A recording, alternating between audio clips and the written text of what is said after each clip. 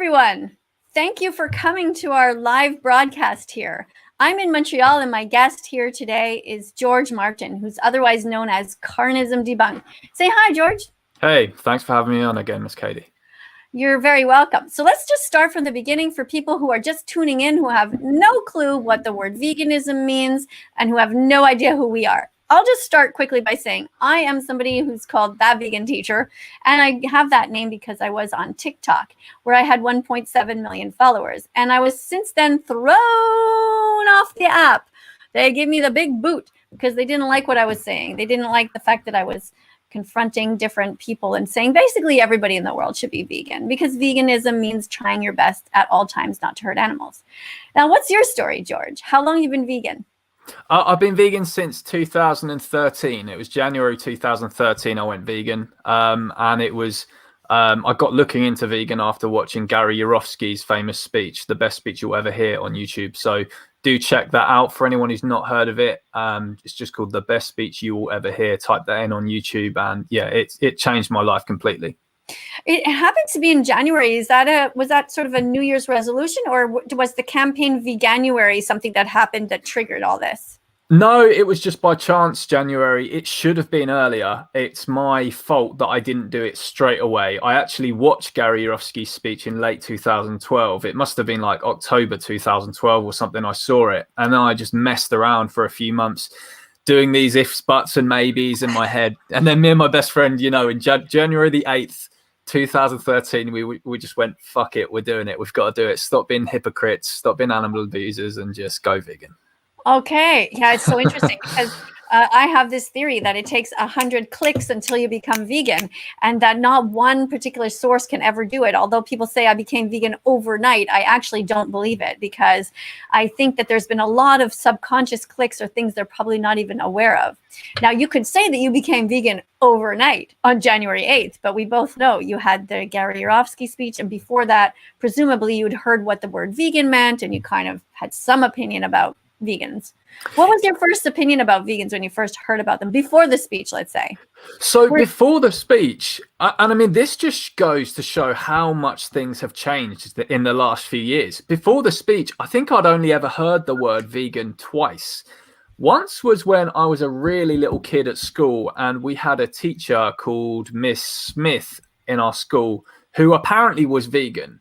And I just heard, this is different from vegetarianism. They don't eat stuff that comes out of an animal either. Now, I'd never spoke to her about it or anything, so I don't know if she was a true ethical vegan, or whether she, for all we know, with all the people that label themselves vegan, she could have just been on a plant-based diet. And I probably, at the time, I must have been like, 10 years old, and I probably thought, well, that sounds weird. Why would anyone do that? But I'd never heard the word vegan used again until that Simpsons episode, where they have a guy in it who says, I'm a level 5 vegan. I don't eat anything that casts a shadow. It was just like this funny joke. And from there, and those were the only 2 times I'd ever heard it in my life, as far as I can tell. And yeah, and then it was a grime artist I listened to, JME, so a music artist in the genre of grime, who's vegan, and he shared Best Speech You'll Ever Hear on Facebook. And I didn't know what it was going to be about. I just clicked on it. I was 23 years old or something, and then just boom, Gary Yourofsky just edified me completely, basically, and from there I was hooked. Right, that's so cool. So, did you used to think that? So, yeah, I guess because the title of this is about annoying meat eaters, and I wasn't sure whether I should call it those annoying vegans, but that's actually a couple who have a channel. So I was like, I don't want to get them mixed up, Yeah. But did you have this impression that vegans were annoying? I didn't have any impression of vegans because I didn't even think of the fact that they existed, if that makes sense. Right. It was just vegetarianism. That was all that was ever, whenever you hear the V word, it's always vegetarianism you used to hear. Veganism has become much more mainstream now. Did you used to think that vegetarians were weird, or did you judge them like, oh, that's bizarre? Or I think I did because I didn't really understand why someone would want to not eat. I'd think, well, that's crazy. Why would someone not want to eat steak and bacon and all this stuff? Like, why would you deprive yourself of all this great food? And I don't think I even really, the conditioning was so intense that I don't think I even really took the ethical considerations into account. Yeah. And it's interesting because I have an audience that tends to be a little bit younger than the average YouTuber because I came from TikTok, where I was exposed to, I actually sought out young teenagers as my audience by typing different hashtags such as Minecraft and Fortnite, even though I don't even know what these games are, because I wanted to get to this younger population. Yeah. So when I went off TikTok, a lot of them kind of like were trying to find a way to basically keep on insulting me. So they all came over here. But yeah, a lot of them seem to not, like, that's the first thing they say is, well, why would you not want to eat bacon? And it's like, Yeah. well, it's not that I don't want to eat bacon. It's like, it tastes good. I used to love bacon. I used to love eggs. I would have scrambled eggs. I loved hamburgers, all of that stuff. Because it had salt and spices on it that made it taste good, which is all the vegan food that made it taste good. But it's because we don't want to. We choose not to eat animals. Absolutely. And we've got all the replacements to those products now. For dinner tonight, I had spaghetti carbonara with the new bacon lardons by the This range. So the This Isn't Bacon lardons product. And it was fantastic. And how do you spell that? Because you're in England. What is the name of that? Bacon what? Lardons. So they're like the little squares of bacon that you would eat in a spaghetti carbonara. Like, is it spelled lard on? Yeah, L-A-R. Like as a joke, as in hard on? Yeah, like that, I think. Yeah. Okay. But if you eat the pig one, you won't get a hard on. So don't eat the pig kind, eat the vegan kind. Right, because eating animal products inhibits your circulation of your blood. That's it. That's it. Lardon. I never heard of that. I'm taking notes. Sometimes if my head's down, it's because I'm writing down. Okay, lard on brand. I don't know if we have that here, but anyway. No. So the type of meat is called a lardon. So maybe you use different terms in Canada, but the tiny little bits of pig flesh that get used in a spaghetti carbonara, they're like smaller than pepperoni. They're like little squares. We call them bacon. Now I feel stupid. Maybe everybody knows this, and I just never heard of it before. So it's like an actual word. It's not just a made up name of a product. It was been around for years. It's a real word, and it could be a UK Canada language difference, because I know you guys often use different names for certain things, the same as in America and that kind of thing. But the company is called This, and it's an amazing plant-based range that's really big in the UK now. Just This, THIS. And their products will be called This Isn't So-and-so. So it will be like, this isn't bacon. This isn't chicken. That kind of stuff. And it's really, really good. That's really smart. That's good marketing. That's interesting. This. Oh, yeah. And it's the most realistic plant-based meats I think I've come across so far, actually. They've done a really good job. Okay. All right. So what else do I want to talk to you about? I wanted to talk to you a little bit about the interesting conversation that's going on. Now, this is maybe a little bit deep for people who are just coming into this idea, but this idea of and I also thought of maybe calling this live that, should vegans kill lions? Because this is an interesting conversation. Do you want to talk a little bit about the philosophy involved in that discussion? Yeah, so basically, Vegan Gains, who, for any of you who don't know, is one of the most influential faces of animal rights on the internet. In fact, when non-vegans often think of vegan YouTubers, animal rights YouTubers, they'll often think of you, Miss Katie, and they'll often think of Richard, Vegan Gains. And he has a newly formed opinion recently that could potentially be game-changing for the way we think about animal rights if enough people are influenced by this. So he had a conversation with the YouTuber Dr. Avi, and Avi convinced him philosophically that vegans should agree with shooting carnivorous and omnivorous animals. And the reason for that is because these animals go around and brutally kill innocent beings who want to live, just like, the pigs who are being brutally massacred in the slaughterhouse. Deers get brutally massacred in the wild by crocodiles and so on. And obviously this does that does sound like it makes logical sense. Obviously, it's like, well, yeah, we would want to stop that from happening.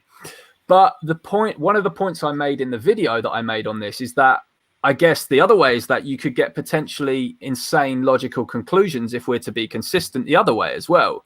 So, for example, you would end up having to agree that mass murder of humans maybe would be a good thing, because humans are the ultimate predator, right? We kill more animals than any other species on this planet. So by this logic, could we not celebrate things like 9/11 and stuff like that because of all the predators that killed that day? And you would end up with these potentially psychotic sounding logical conclusions. Right. But it is so fascinating. And you want to talk a little bit how abortion goes into that? Yeah. So as far as I'm aware, Richard is he's a mixture of pro-choice and pro-life. So he's pro-choice before sentience is achieved in the womb. But Which then would once... what does he consider that to be? About 8 weeks? I'm not sure actually, but Okay. yeah, it's probably in line maybe with what Canadian law states, I'd assume. But then after that, he would say that it's, completely inconsistent and abhorrent to kill children in the womb and no different from killing a child outside of the womb. And he says from there he would be, pro-life. But by his logic, should he just not be pro-choice, including in the very late stages of abortion? Because 99% of children in the world are not going to grow up to be vegan. They're going to be killing animals. So if he would kill lions, why wouldn't he want to kill children in the womb? Well, for sure, I think I would say that for sure lions will kill, but not necessarily all humans will grow up to pay for murder. Now, this goes back to another thing that happened to me on TikTok that got many people upset, and it actually got reported in different parts of the world by different media, which was when I was on TikTok and I realized, my goodness, the world is evil. There were so many mean people attacking me just for my views, like, personal attacks. And so it was time for me to sign my own organ donor card, which I think in England by default, you guys are all signed up, but here we have to actually take it and physically decide, am I signing it or not? And so I was looking at it and I was thinking, I've always signed it as a registered nurse. I was always saying, sign your organ donor cards. I was always telling everybody, just for those of you who don't know, I worked as a registered nurse for 25 years. Then I went back to school and became a school teacher. I worked as a school teacher for 9 years, teaching English to French kids here in Quebec. But anyway, it was time for me to sign my card. And I seriously had some doubts because I started thinking exactly what you're thinking, George. Like, this whole conversation is, well, all of these people that I'm meeting online are all people who murder animals. And let's say that one of them needed a kidney.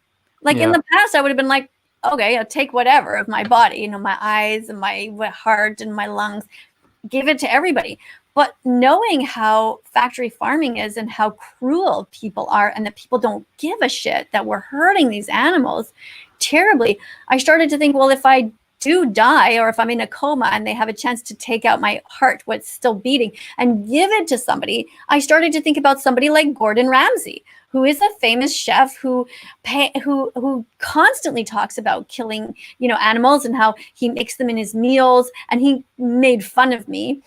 And, 50 million people saw him trying to make fun of me as I played a 15-second song. I was just appealing to him like, hey, maybe you should be vegan. But he was just such an asshole. I thought, wow, imagine if that happened and somebody gave my heart to somebody like that, who would then continue to pay for this incredible violence, and with such a massive audience who just basically he gives the green light to, like, yeah, keep on killing animals. So I said, you know what? I'm not going to sign my organ donor card. Like, fuck you all. I don't want these carnists to keep on living with my organs. But just a little side note, of course, I'm still a nurse and I'm still compassionate at heart. So my other channel, That Vegan Nurse, she went backwards a little bit. She was like, well, that vegan teacher, like, she was a kind of silly character. It's like that vegan teacher, she didn't sign her organ card, but of course I will, and everybody should sign it, So she was like my alter ego that was able to be nice about it. So the reality is I don't know. It's just sad. That's a very interesting point. Yeah, because I was thinking the same. I was thinking, I don't want my organs to be used in the animal holocaust after I'm dead. I don't want bacon fat, running through my heart into into potentially helping some bacon troll to continue the war on animals when I'm gone. But then it's also like, but if I saw that guy hit by a truck in the street, I'd call the ambulance and I'd try to resuscitate them and stuff. So it's like, there's definitely some weird philosophical contradictions. It's because but in our hearts, vegans are kind people. We don't want anybody to suffer. Yeah. And one could argue that most carnists too, if they see a pig accidentally fall off a truck on the way to being slaughtered, everybody will screech their cars to a halt and try to rescue the 6-month-old, because these are the ages of these babies when they're murdered in gas chambers. Everybody will rush to try and save the pig. And then what are they going to do? Put it back on the truck and say bye, and and then turn this thing into bacon. Like it's so messed up. But these conversations are really important. There was a case, it was last week in the UK. There was a cow escaped from a farm, I think on the outskirts of London, and she roamed through this neighborhood, and the police ended up brutally murdering this cow. They rammed her with a police car, and then I think they possibly, I don't know if they shot her or something afterwards. But lots of non-vegans thought that this was disgraceful. They rightly saw this as evil, and I'd have assumed they would have actually wanted them to give that cow to a sanctuary. But hang on, why does that make sense for them to think that, right? I mean, they're paying for, someone was going to end up eating her. It might even be the case that the very person who was going to end up eating that cow was one of the very people calling that evil. Yeah, it's crazy. So, not sure if we finished the predator discussion there. Is there anything else you wanted to add to that, where we're talking about, so killing, this idea, and those of you who are just joining us, I'm That Vegan Teacher. I'm here in Montreal, and Carnism Debunked here. George Martin is an animal rights activist like I am, situated in England. And we're just talking about, should vegans be advocating for killing animals who are predators in order to continue our philosophy and not be speciesist? Do you want to talk a little bit sort of like about this idea that if aliens came here and how we would want to protect ourselves, and a little bit about that? Yeah, so Avi's point that he made to Vegan Gains that I think kind of convinced him was this analogy about, imagine if this sort of alien beast sort of came to Earth and started roaming around and massacring humans. We would obviously shoot that, and they need that alien needed to eat human flesh to survive. They like weren't a lion, or hyenas, or what are other animals? Just to list a few of these predator animals. A fox, snakes, foxes, bears, snakes, wolves, bears. Yeah. What was the last one you said? Wolves, right? Yeah. Okay. So imagine a creature like that, but from another planet, came to Earth and started doing that to humans. They were our predator, right? We would kill them, and presumably we'd also want a species to kill them on our behalf if we didn't have the means to defend ourselves. We'd think, can someone please help us? Let's say the lions had guns. We'd say, hey guys, can you come and help kill these aliens who are attacking us? So as I say, so and that brings up, it's like, wow, shit, that does make you think that, are we being speciesist by not shooting carnivorous animals? Because we'd do it if humans were the victims of this weird alien predator beast, but we're not doing it when deers and stuff are the victims. But as I say, the other way is that it also leads to these crazy psychotic conclusions, potentially, like supporting mass shootings and stuff like that, because humans massacre animals more than lions do, more than tigers do. I think a lion eats a measly, I think it's something like 6 large animals a year. Still too much. It's still horrible that those animals get brutally murdered, 6 times a year by lions. But that's nothing compared to what humans do. My God, a human will go to KFC and eat a bucket full of chickens in one meal. I know, it's crazy. I put something on the screen there for you. Speciesism is the purest form of racism, yes or no? Yeah, essentially. Now, I do think we should distinguish racism and speciesism, because I think it's helpful to do that. We do need to separate the idea of ethnicity and species discrimination. They're different fights within their own right. However, it is technically a form of racism, because there's the human race, there's the pig race, there's the sheep race and the chicken race. We're still different genetically, and we're discriminating against each other based on our genetics, based on how we look. So it is a pure form of racism. However, I don't think we should conflate the words, if that makes sense. I think speciesism and racism, as in ethnic racism, should be recognized as different terms in their own right. So the reason that I like to use them in the same way is because I think for the shock factor, it does give people something to think about. Especially True. like speciesism is the first form of racism. I like that idea, because when I think about the children at school that I used to teach, and even my granddaughter, she was over here today. She's 1.5 years, and she's like, we're walking to the park, and we're looking down at an ant, and I'm like, oh, it's an ant, and nice ant, and I sort of take her hand and I go, nice ant, just to sort of like stroke her, to give the idea that we have to be nice to the ant, like yes, get this subconscious idea, oh, this is a good feeling, I should be nice to the ant. And she doesn't step on them, she's been taught to kind of look at them and bye ant, but I mean, other parents around the world, or grandparents, I'm a grandparent, would just be like, oh yeah, step on it, whatever. And when you're so young and you're taught right away, just whatever, there's a worm, let's ride over it on our bike or whatever.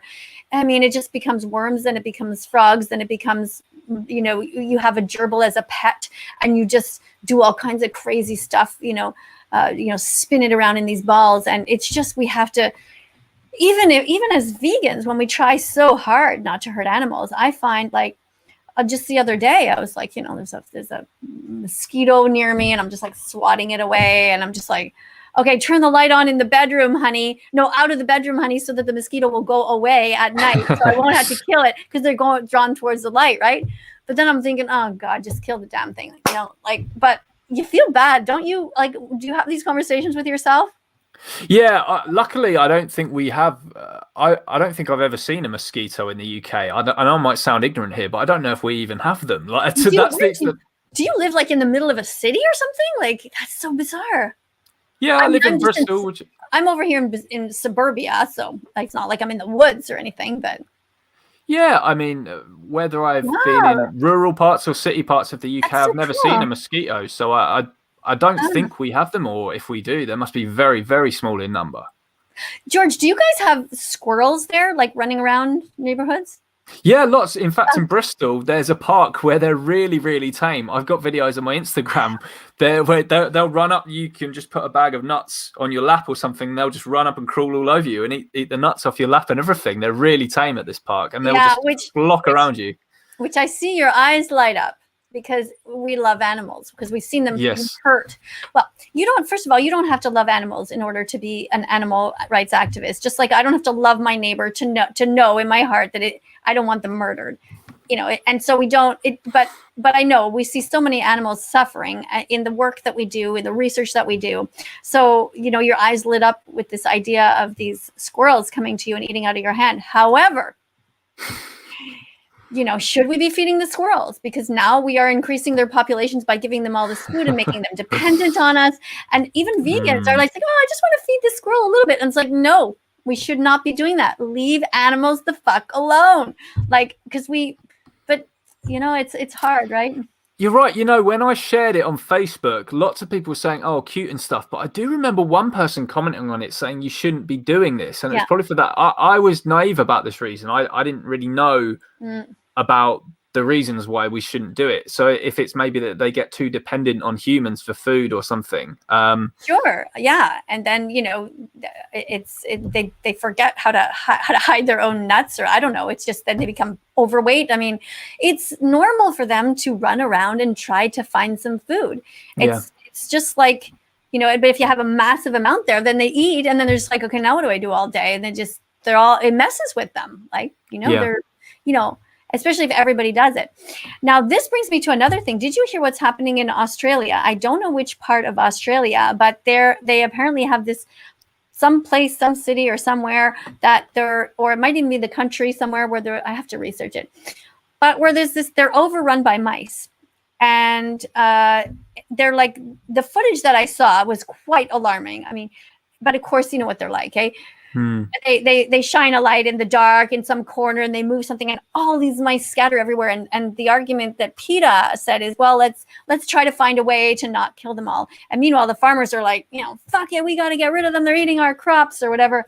Yeah. But I don't know to the degree to which this is a thing. But for myself personally, I had a little mouse in my house, and I took a long time to catch this mouse this winter in a humane trap and kept her inside until it got warmer out, and then I let her out. And so this idea of mass murdering these mice bothered me, and I also wondered how they ended up there in the first place, whether somebody just left out a whole amount of food for ages and then they just kept going back to it, similar to what I was talking to you about with the squirrels. And then they just kept multiplying. And then, maybe it was a human created problem as opposed to them raiding the crops.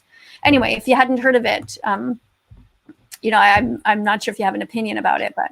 Yeah, I'm not sure I had heard of that. But if the solution people are proposing is to murder the mice, then absolutely no, I would not support that. I would support sterilizing them or something like that, so that they can procreate or something like that. But how can you do that? Let's be realistic here. We're talking about mice; they're tiny, right?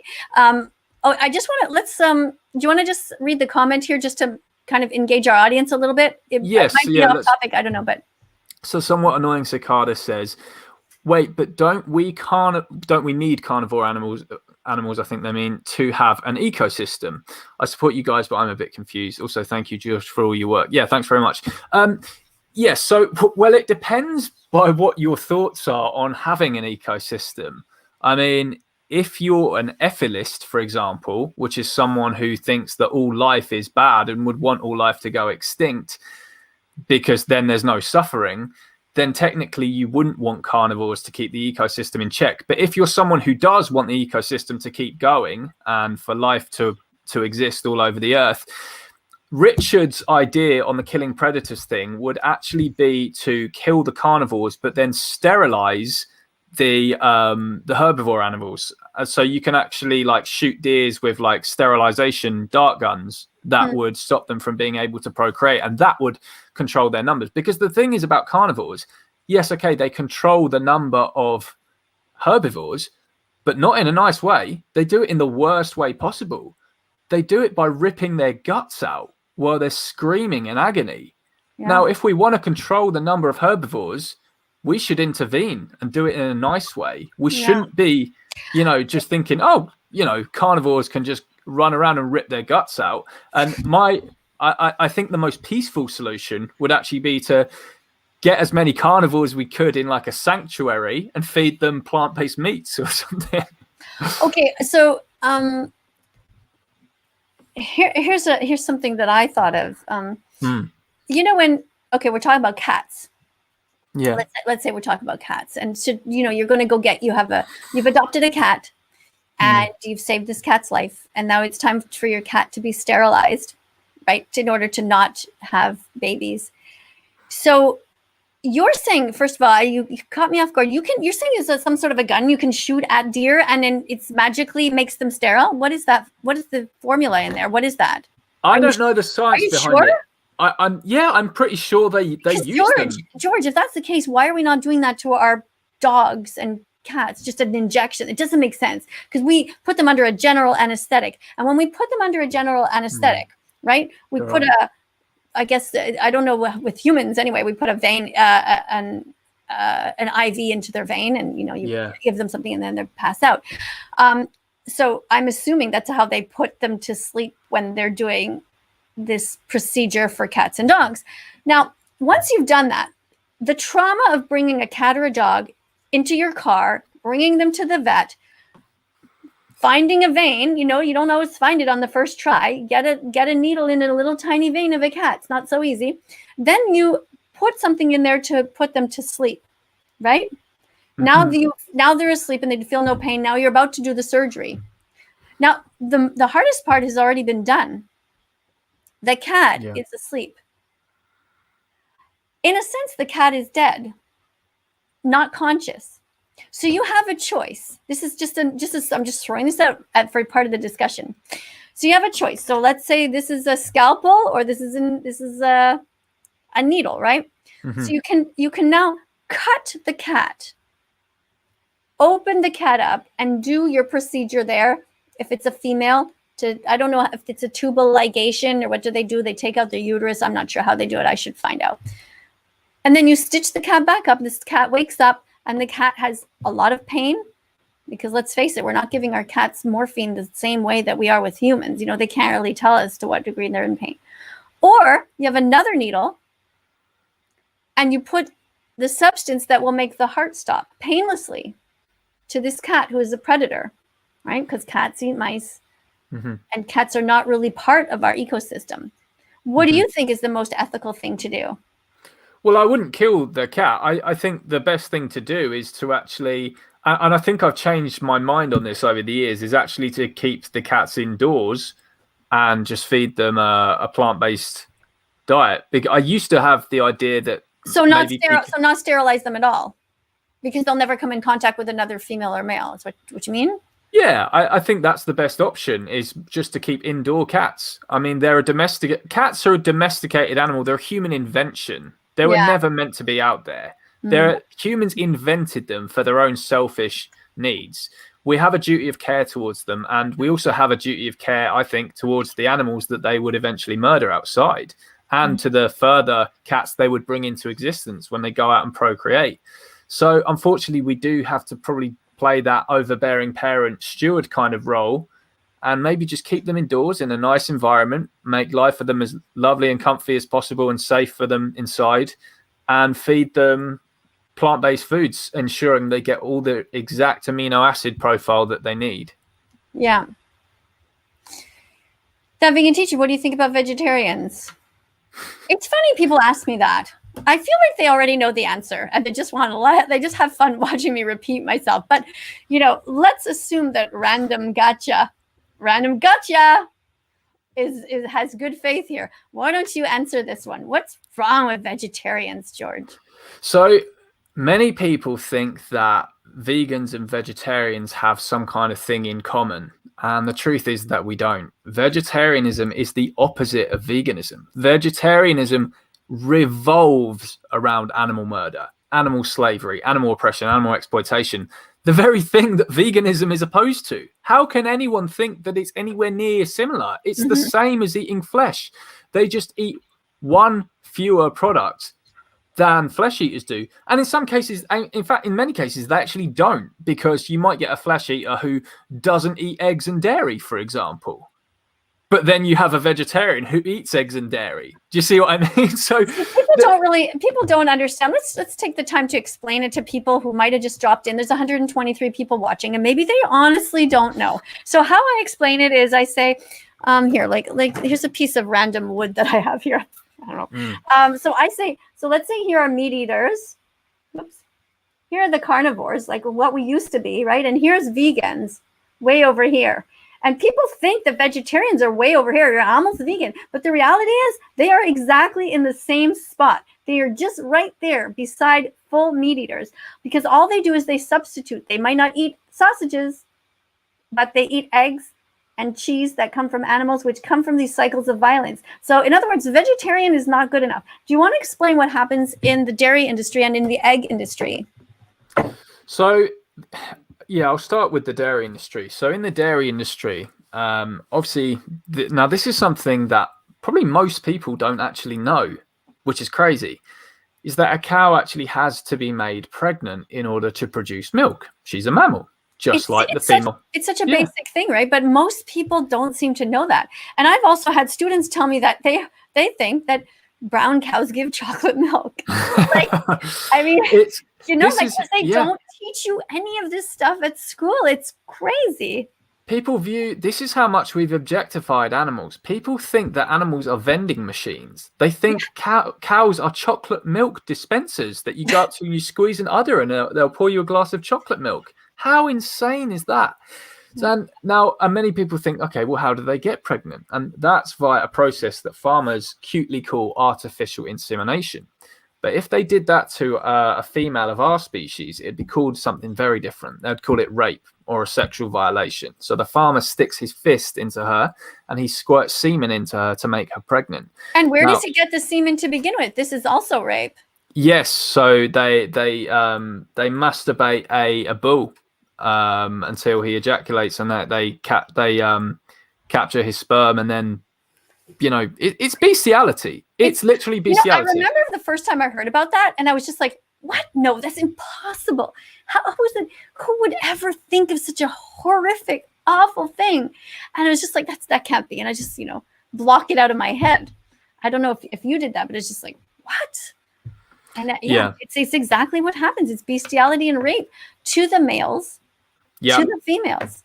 And then what do they do? Then what do they do when the babies are born, George? So the females who are born will meet the same fate as their mother, growing up to be essentially a sex slave, a baby making machine for the industry until she's eventually murdered once she no longer gives a profitable amount of milk. Males, they're no use to the dairy industry, so they'll be generally just be rounded up and shot, and their body just chucked into a mass grave, or they will go to slaughter for veal, and many will hardly get a taste of their mother's milk. So that's what happens in the dairy industry. And the egg industry, similar kind of practice. So females are used as these kind of breeding machines, and male chicks are shredded alive shortly after birth. So a hatchery, workers called sexers will sort female chicks from the male chicks. The males will just go along a conveyor belt and just get dropped into a shredding machine. They'll be macerated alive. Sometimes they'll be drowned. Sometimes they'll be suffocated in large sacks. And then the females, they will live a painful existence of laying 300 plus eggs per year. Now, wild fowl lay about 20 eggs per year, their ancestors. But domesticated chickens have been manipulated so much to lay 300 plus eggs a year, which is very painful for them. And they're bred to be so obese that their legs often can't even take the weight of their body, and they often snap below the weight of their bodies, which is why when you watch chicken farm footage, you can just see a lot of chickens just limp on the floor, unable to even move. And then they all go to the slaughterhouse at the end of their egg laying, quote unquote, careers as well. And the way they're murdered is very brutal as well. They'll be hung upside down on a conveyor belt, and then it'll just go along, and a rotating blade will slit their throats. Mm-hmm. Here's an interesting one. We're sort of spiraling back to the beginning of the conversation where we were talking about, for those of you just joining us, we are talking about annoying meat eaters, and also what to do with veganism, and whether we should be, if we truly care about animals, we should be advocating for the killing of all carnivorous animals because they are harming other animals. So you want to read this comment, George? So David says, George, please read back the definition of veganism. Most people don't even know it. How do you fit this kill carnivores idea under that? I really think it's hurting our movement to entertain this. Well, firstly, David, I'm not I'm not saying that I'm not saying this is part of being vegan or anything like that. And I'm not even taking this opinion that we should kill carnivores. I was simply presenting the arguments. I was saying that I can see why it makes logical sense, but it also leads to insane conclusions. I don't think it comes under the umbrella of veganism. Veganism is about humans exploiting animals and objectifying animals and using them as resources, using them as slaves. Right. But I can see but if you're wondering why people would see it as a logical extension, David, it's because they're against animals being brutally massacred, which is what carnivores do. They brutally massacre deer and zebra and antelope. And it's horrible. I think vegans need to stop romanticizing nature as well. I hear so many vegans talk about, it's nature and it's the circle of life. But this is what carnists say. It's the circle of life and all this kind of stuff. Nature sucks. Fuck nature. We need to do something about it. We need to intervene. It hurts to hear you say that because, but I know you're right in a way. But we can look at nature and we look at trees. Trees don't suck, and the sunshine and the wind and the birds. That part of it doesn't suck. But I know what you mean. You're saying like a lot of it is really, it's really sad. Like, how much violence goes on. It's absolutely. It looks stunning. Now, our planet is just beautiful. It is absolutely beautiful to look at. When you look at landscapes from all over the earth, it's just breathtaking. But It is. what animals do to each other in nature, we as vegans know better than anyone that this sucks, because whenever non-vegans say to us, oh, what about lions and blah, blah, blah, we say, you know, why would you want, why do you think we should be mimicking what lions do? Lions rape. Lions, you know, tear animals apart limb from limb. Sometimes they eat their own young. They eat their own young. Nature is disgusting. You know, we need to stop saying that it's this beautiful circle of life and stuff like that. It's the circle of death, abuse, violence, and torture and rape. Yeah, Gary Yourofsky said that really well on Israeli TV when he asked the reporter who said, well, you know, she said, lions kill other lions. He said, well, you know, lions also sniff each other's ass. And I noticed you didn't sniff my ass when I walked into the studio. Right. Yeah, I miss Gary. Sure, I don't know if anybody knows where the heck he is. Apparently he lives in Michigan or somewhere north in the United States, or he did. And I know he cannot come to Canada because for those of you who are just listening and who don't know who Gary Yourofsky is, I actually wrote a 60-second song about him that is going to be coming up on TikTok very soon. Love it. Yeah, my favorite of your songs. Yeah, actually, that's one of the ones you said you really liked. Yeah, I love it. Yeah. Yeah, and because it talks about Gary Yourofsky and what he did for the movement. A lot of people really don't like him. They thought he was too forceful, but he was a bit of a role model for me. I was like, okay, Gary's gone. Like when I first became vegan, Gary was around, and then suddenly he disappeared.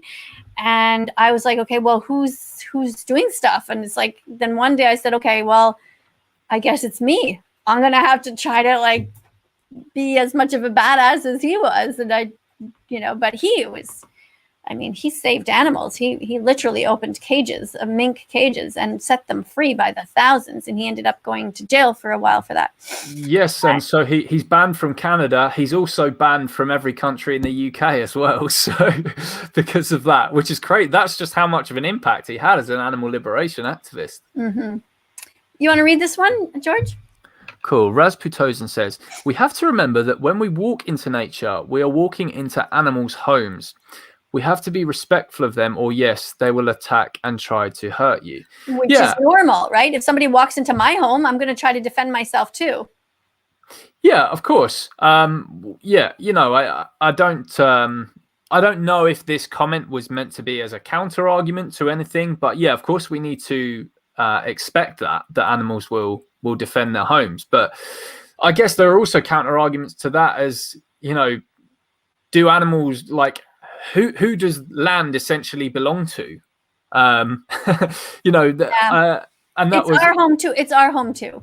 Yeah, you could say that, But you know what? I have this feeling about the oceans, and I don't know if you saw Seaspiracy or not, but Seaspiracy to Everyone is a new documentary, relatively new, that came out, and there are many important documentaries, and if somebody in the comments can write them all, I'd love to put them on the screen. Oh, I just see it right here, actually. Thank you, Sage. So yeah, Seaspiracy is one of them, and it kind of makes me think like that the oceans are almost like another planet that they don't belong to us. Like what, I can see we dip our feet in there and maybe we want to swim a little bit along the edges, but to go in there and just mass murder these fish that belong to the other fish and the whales and the sharks, and us to just go in there and to just massacre, it just seems wrong. It just seems like, look, that's clearly their home. We can't even breathe underwater. Like, why are we going in there?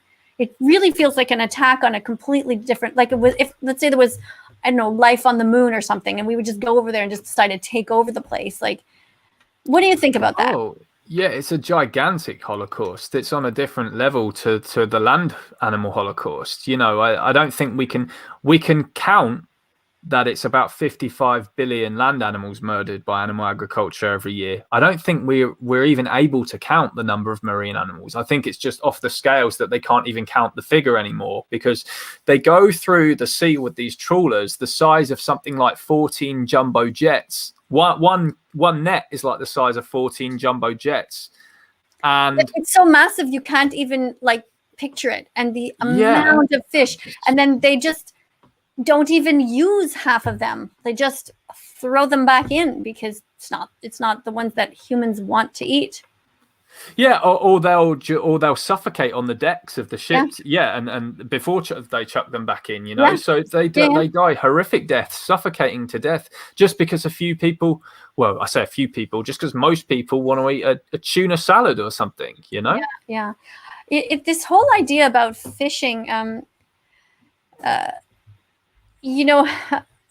I see people here because I live near a lake, walking, father, son with their fishing rods, going towards the water.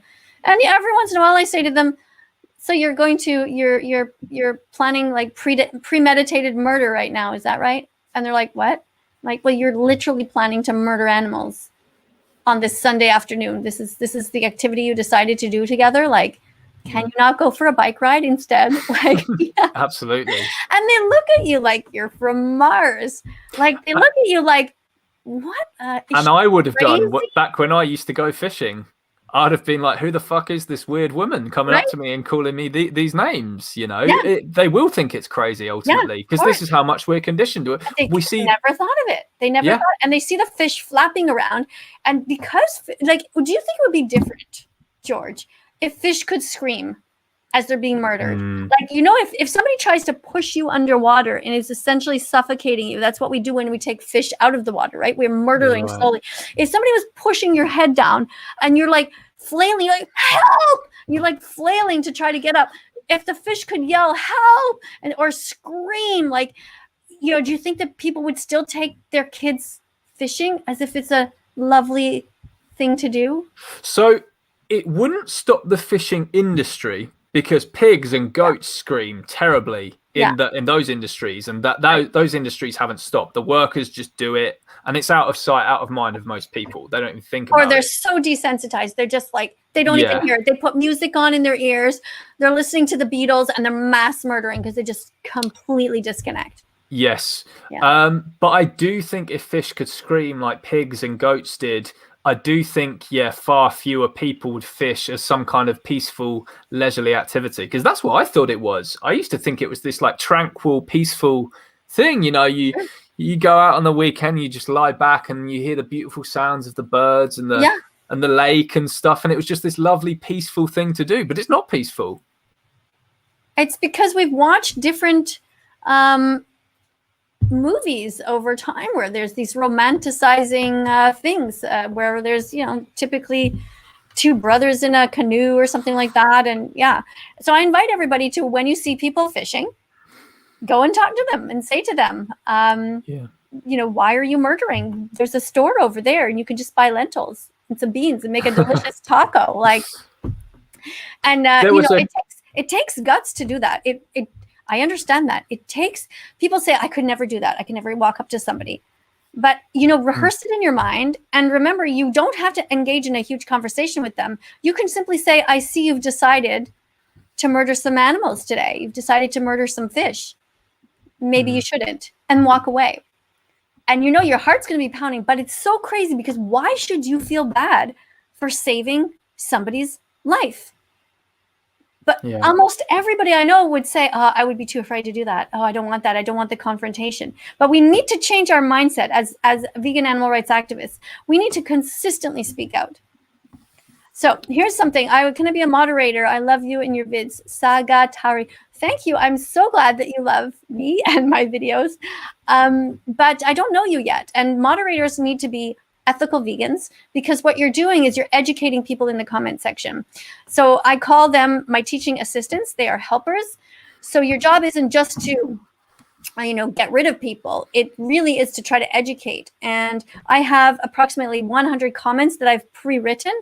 So as I post them, not now because I'm live, but in my other videos during previews, you can see that you can find them there, and constantly the moderator should be copying them and have a bank of them in order to educate when I'm unable. So, just so you know what I stand for. So these are comments which are approximately usually 200 words long. I just randomly grabbed one here about meat. I'm just going to show you what I mean. So I hope this is a decent one. So I wrote here, just post it here. Okay, meat is a dead animal who died crying and begging for his or her life. All animals want to live. They want to be free from pain. They want to be loved. It is our duty to help them find their freedom. So this is an example of one of the comments that I have pre-developed, and I have them here on my computer. I have an Apple.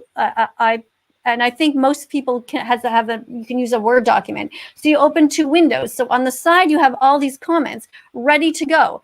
And I have them starting to get them really in alphabetical order as well. So if somebody says something, plants feel pain, I can quickly scroll to under P, and I have like several comments about plants don't have a nervous system and things like that. And I have, this is under M for meat. So if you want to be a moderator or teaching assistant, I encourage you, when I do my is it called previews? Yeah, no. Is that the right word? Miss Katie, can I suggest a better answer we can use to the plants feel pain thing? Yeah, for sure. I'm gonna type it right now in my little list here if it's a good one. Because what I think we tend to do as vegans is actually entertain this argument too much when we know it's stupid, it's ridiculous. Yeah. It's mocking animals' lives, right? Yeah. Imagine if a human child had their head hacked off and someone went, well, you ate cauliflower this for lunch. It's the same thing. It's like, how dare you say that? How dare you compare? You know that you're being disingenuous there. So I think instead of saying stuff like, oh, plants don't have a central nervous system, blah, blah, blah, blah. They know that anyway. What they're doing is they're mocking animal life. So we should actually more make that analogy to them. You mean make them feel guilty for being assholes, George? Like make people feel guilty? Oh my goodness, this is never gonna work. People hate to be made to feel guilty. How dare you try to force your ideas down them? And it's often people with animals in their care themselves. It's often people, they'll have a dog as their profile picture, and it's like, if I shot your dog in the head and then and said, well, plants feel pain, what the fuck would you think of that? And there you are saying it about a pig or a cow. Why do you trivialize their lives in that way by comparing a cow to a carrot? Yeah. I mean, why, if you wouldn't do that to a child or a dog, why would you do it to a cow or a pig? There's no difference. Yeah. I'm just making a note here to remind myself to try to come up with something. You're right. I have about 5 different comments here. Plants don't feel pain. They don't have a nervous system. They don't have a brain. They can react to stimuli, all these things. And one of them I wrote is, oh, did I click on something by accident? Yeah, we were going to answer the horse riding comment. There was a horse riding comment on you. Oh, I have to find that. Maybe I don't know where that is now. Sorry, I just was waving my arm around. Hey, Stacey in the comments.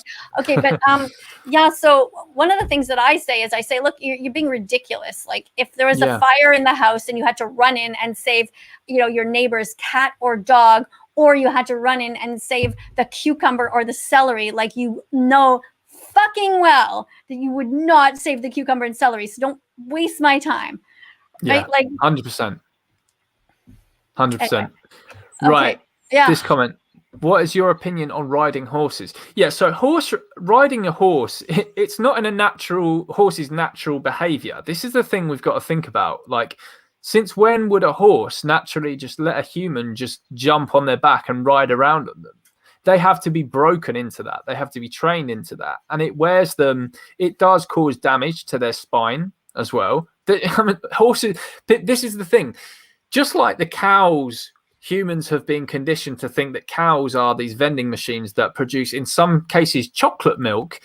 People have also been conditioned to think that horses are vehicles for humans, that their back is like this saddle, this seat. Ridiculous. Why do we think like that? Absolute insanity. And there's somebody on YouTube here. Her name is Riley Link something, I don't know, and she says she's vegan, but she's always talking about how horseback riding can be done ethically and all this stuff, and she absolutely hates me. She's done a couple of videos against me, and I keep saying to her, like, just stop. Like, if you're truly vegan, but she's making money on her YouTube channel by talking about how to ride horses nicely and safely, and the reality is, no, you break their spirits.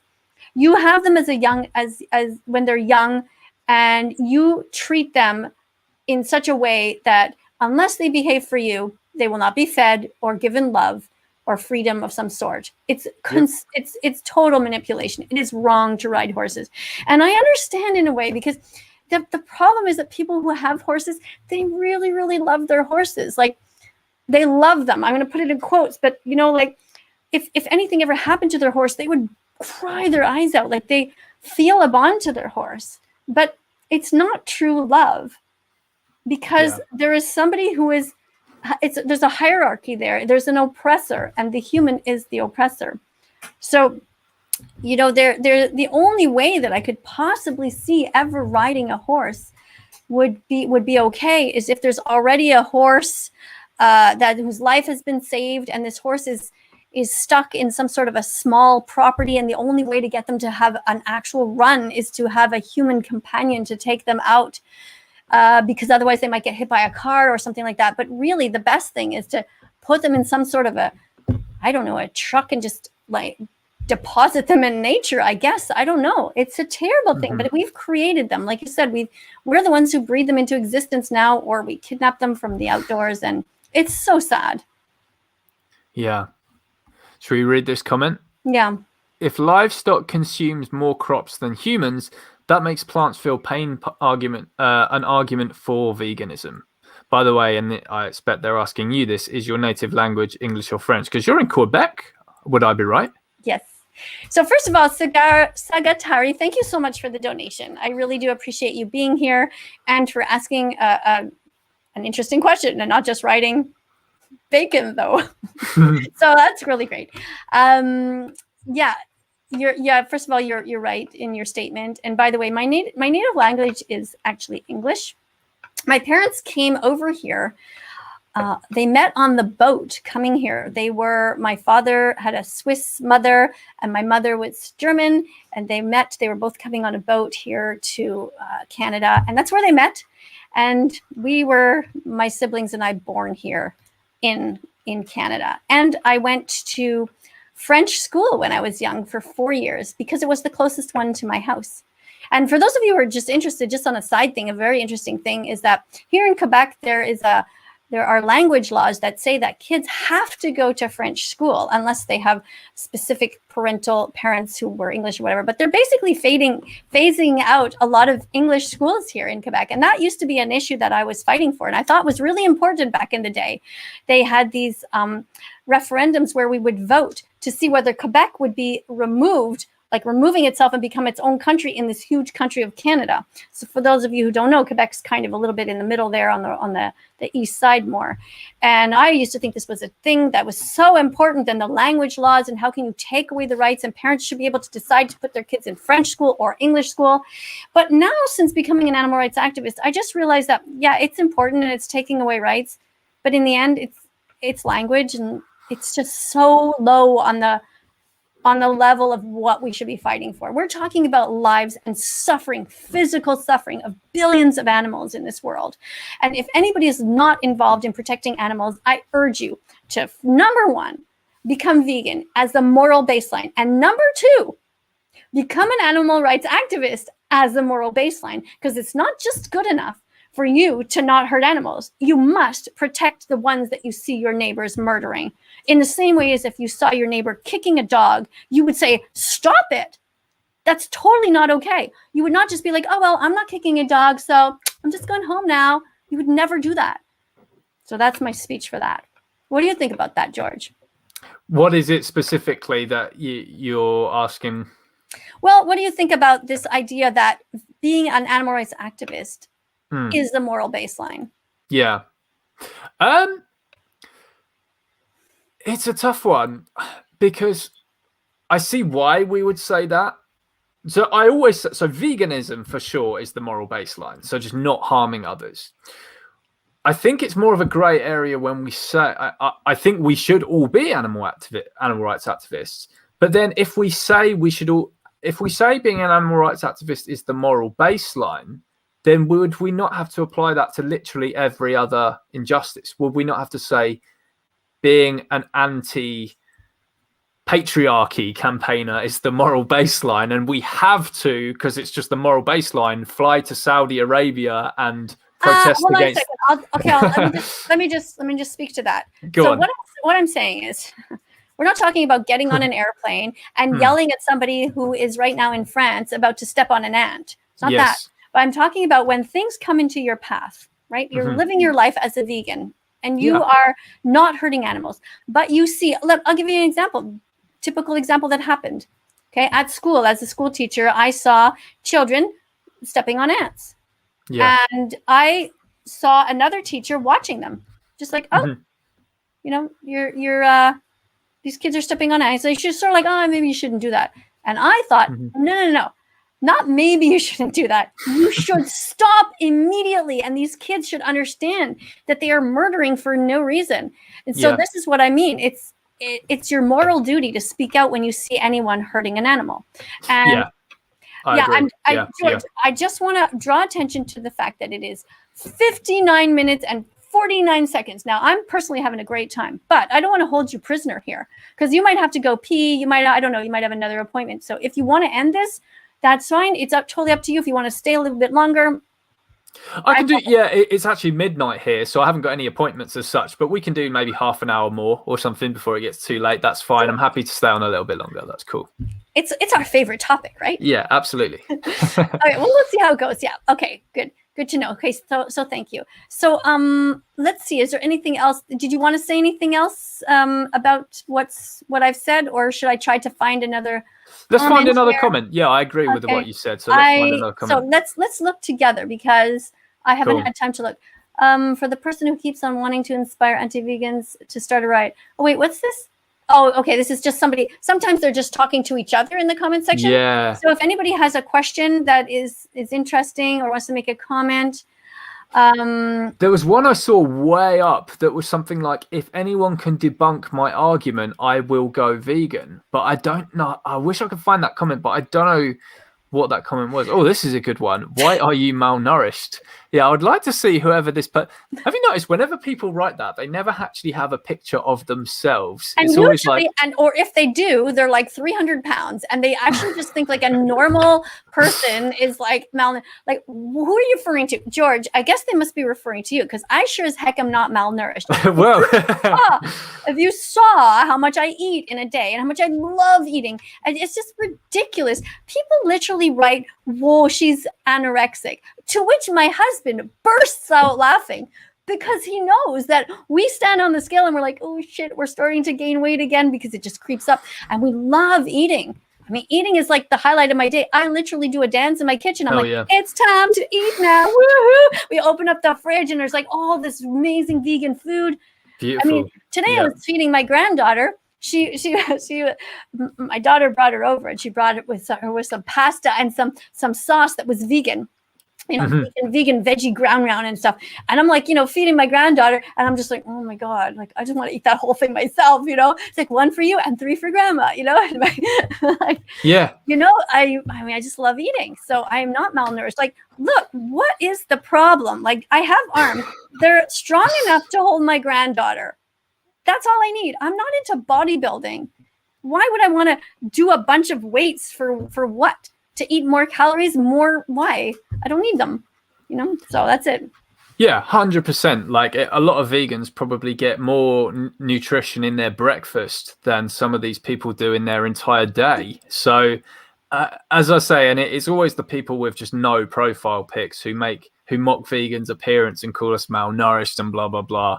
And I'm always advocating. I say to people, you should try to eat 30 different vegan foods a day. And a lot of people are like, what? 30 different vegan foods. But think about it. I mean, I say to them, like, look, my oatmeal in the morning literally has like 15 ingredients in it.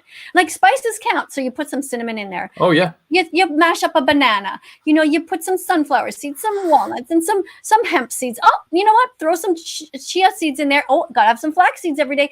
Before you know it, this is typical what I do. I boil like about this much water, and then I start adding everything. And I'm like, oh, shoot, I gotta add more water because it's too thick. And then I, add some soy milk or whatever.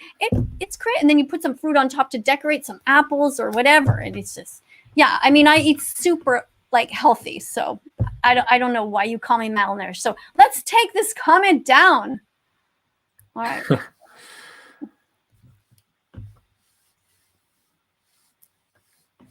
Do you want to read that one? Yeah, George, you read it and you answer it, okay? Okay. I know you probably won't see this, but what do you think about capturing animals to be pets? Well, we absolutely shouldn't do that. No, the idea of pets in the first place is bad. There shouldn't be such thing as pets. The reason that vegans adopt animals into their care is because humans have bred animals for human profit and whatnot, and there's an overpopulation of them at shelters and such, and we need to take care of them and give them a loving home. But we shouldn't just be going out into the wild and just capturing an animal from their habitat and just bringing them into our house. That's not what we should do. What do you say to people who have pet snakes? And like, what, I always just say, well, why do you have a pet snake? Why did you bring that pet snake into your house? Now you have to feed it mice or what? Like, this is just terrible. And I know that there are some companies, at least, who are trying to find ways to make basically faux meat substitutes for snakes that's in the form of a mouse that you can kind of shake, but it's like a Beyond Burger sausage type thing, but essentially, like, just do not bring animals into your home unless you are saving their lives. Don't buy anything from a pet store. Don't buy anyone from a pet store. Yeah, absolutely. And yeah, with the snakes thing, I think we both agree vegans should not adopt snakes because it's just, there's no nice solution there. Once you've got a snake, you're screwed, basically. There's no good solution. Honestly, the best solution, which sounds brutal, would be to chop the snake in half, murder the snake, even though I'm not for it. It's not what I want. But if you're talking about logically and you want to do the least harm possible, and this snake is going to eat so many mice that you're going to pay people to murder. But what I really would say is I'd say try to bring your snake outdoors somewhere in their own natural environment. And you might say, well, my snake comes from, I don't know, Africa or some desert. Well, okay, find a way to get there because, you started this. You brought this animal into your house. So now you have to release it. And I'm not talking about releasing it in the middle of winter in Canada. Like, that's terrible. But, what do you do? It's just don't get yourself into that to begin with. Yeah, it's a sticky. You're in a mess, basically. Once you get a snake, you're just fucked, basically. Yeah. So I read this one. Yeah. If you eat animals or use animal products, you support the rape, abuse, killing of other sentient beings, whether you know it or not. Now you know it. Now you can do something about it. Go vegan. Yeah, perfectly said. And those who know should absolutely take action. If you know about this massacre that you're responsible for, why aren't you changing? It's 2021, folks. There's no one who should be watching this live stream who isn't vegan. Why the hell aren't you vegan if you're watching this live stream? What reason have you got? You have excuses to continue supporting this. Mm-hmm. You may have many excuses, but you don't have reasons. Mm-hmm. No idea what that means. Let's move to another comment. I know. I don't know what this means. What is a furry? I think this might be something to do with sexual fetishism or something. Okay, it might be people who like dress up as animals or something like that. But don't quote me on that. Somebody Google what is it? The not the main dictionary. I doubt it's in Webster's. But what does that mean? A furry? Like, I don't know what that means. I'm old. I'm 56. I don't know all your like young people talk. I don't know. Anyways. So. No opinion. When did you become a teacher? I became a teacher after I was a nurse. I was a nurse for 25 years.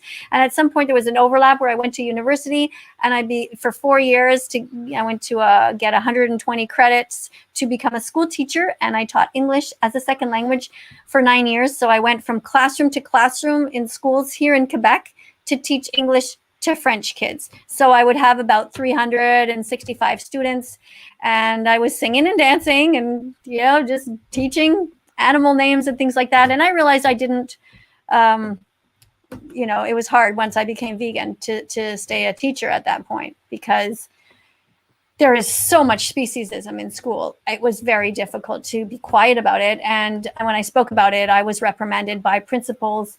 And the reason they gave is they just didn't want the phone to ring. They didn't want parents to complain because I was doing such a good job that students were stopping to eat meat, which is great. And they were starting to say, I don't want cow's milk, Mom. I want soy milk. And the parents were like, what? What the fuck is your teacher teaching you? And they're saying, my teacher is teaching me to be a good person, Mom. And oof, the phone started to ring at the principal's office. So they said, whatever you're doing in class, like, stop it. I said, well, I'm following the curriculum, which tells us to teach our students to be good people in this world, to be environmentalists, even though we know veganism is not about the environment, but as a consequence, it is good for that. And I realized that it wasn't the best place for me to do some teaching. I was much more useful to the world by being here on social media.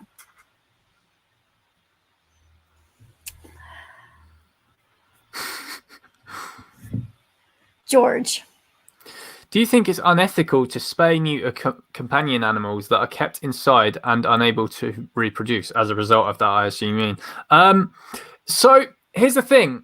I do think we should do it, but at the same time, it could be considered unethical because you're robbing someone's right to procreate. You're violating their right to procreate.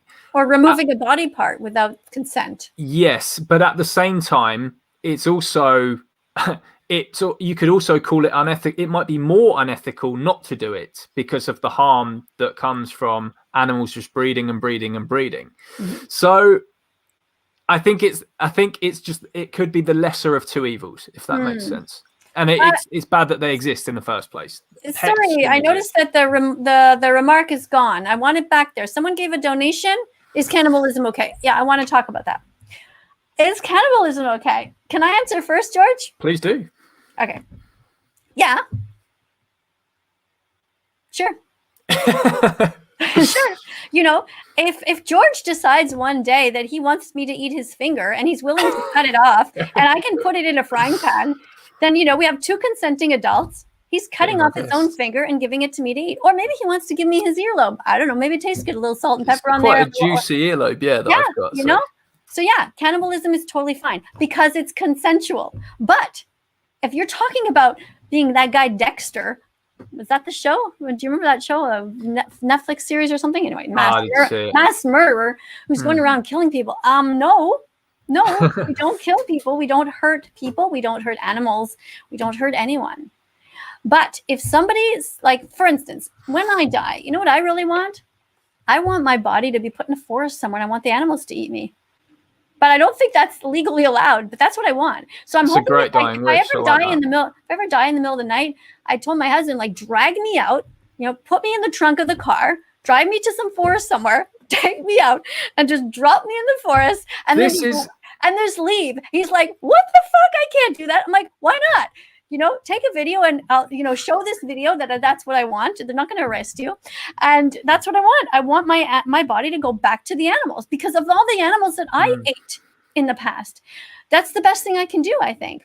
So that's not cannibalism, but that's giving my body to the animals. Oh, this is a really good one. Sorry, get this one on screen. So animals are allowed to eat us, but we can't eat them. Could you get that one up? Okay, but what do you think about cannibalism? I guess you agree with me, yeah? Yeah, consensual cannibalism, go for it. Okay, wait, I can't find the comment now. It's mine are all scrolled. Somebody anyways. It's by making it with Maddie. Okay, let's talk about it and let's hope it comes on screen. Okay, so what does it say exactly? Do you remember or do you see it? I can see it on the screen, yeah. Making it with it's wait, 12 past. Wait, what time was it posted at? I'm looking at 7:12 right now. Was 12 past the hour as well, yeah. It's 12 past. Somewhere on there. Okay. So it's around there. Okay, anyways, go ahead. There you are. Yeah. So animals are allowed to eat us, but we can't eat them, they're saying. So here's the thing. How many other things that animals do you apply that to, making it with Maddie? Like if a dog goes up to you and starts humping your leg, does that mean you can go around humping dogs?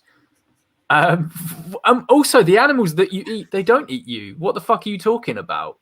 And the animals that do eat us. A cow ate you. Like, yeah, a human. It's utter bullshit. Yeah, I don't know why people say this argument anyway. Yeah, when is the last time any of those animals that you eat pigs are not trying to eat you? Cows. Yeah. Do you think the lambs? Is that what it is? Making it with Maddie. Maddie, do you think that lambs are out there trying to, tie you up and slit your throat? Seriously. Yeah, they run from the tuna fish every single day. Oh yeah, the tuna fish. Yeah, they're out there trying to get. And the baby cows who we murder and eat as veal. Yeah, them too. Yeah. And the lobsters, you know, Oh, they come out of the water, the oceans, they make their way to my front door, and they're always yeah. like trying to bang down the door and eat me. Yeah, sure. Happens every day. I get attacked by lobsters in the street. I was crying yesterday in that. I don't know if you saw my video yesterday, but I went to Costco and I was filming all these dead animals. And I was just like, well, I was trying to hold it together for the video because I'm trying not to cry too much on camera anymore because it's just so exhausting. But it was so sad filming all these animals. And then I saw all these lobsters in this giant aquarium packed in there and just suffering, being tortured. And as an animal rights activist, to see someone being tortured by so many of them, it's absolutely excruciating. Like, what can you do? You just feel like losing it. You feel like rescuing them all. And where do you go with them? Like, I think, don't buy lobsters, people. Don't hurt animals. Just stop.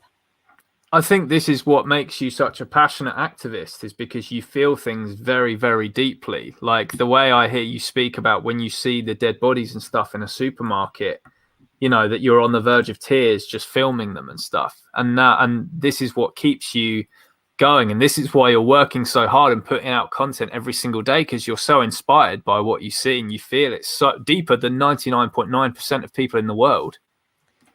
Yeah, and I feel so much guilt. And this is why I think guilt is important. People always say, you know, that they hate me because I make people feel guilty. But I can say that this is what works for me. Like, I mean, you know, think about what's going on right now with, let's say, Black Lives Matter. Neither of us is in the United States, but people are advocating for talking about how white people are these oppressors, and this should be taught in school. And white people are starting to come out and say, I'm guilty, and you know, you almost have to take a pledge. I feel so awful because I'm born white and I am an oppressor and all this stuff. And it's like I just arrived on the planet. Like, I'm sorry, I don't know what happened. You know, I wasn't there during slavery, and I'm a decent person and whatever. Like, but they make people feel guilty. Somehow our society has managed to make people feel guilty for being white in America right now. And there's a huge debate going on. And yet they haven't managed to make people feel guilty for eating animals. And if you ever try to make them feel guilty for eating animals, how dare you? Stop forcing your opinion on us. Yes, that's a great quote. I like that.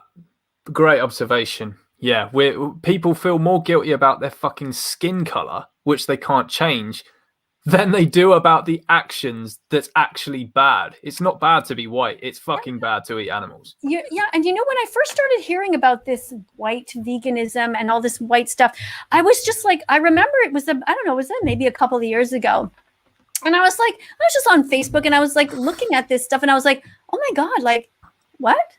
Like, I should be feeling guilty? Like, and then there's all these people were telling me I should be feeling guilty and how you can never say the N-word, not even if you're reading a text. Like, this is considered, you're immediately racist. I don't know if you saw the main post that I have on my site, but over 1.3 million people saw it. It's a short 2-minute video where I'm holding this little doll. I'm showing this little doll and I'm talking about how beautiful she is. And I use the acronym for the N-word, which apparently if I say is going to be like edited and used completely out of context as if I'm some sort of racist, but I'm not.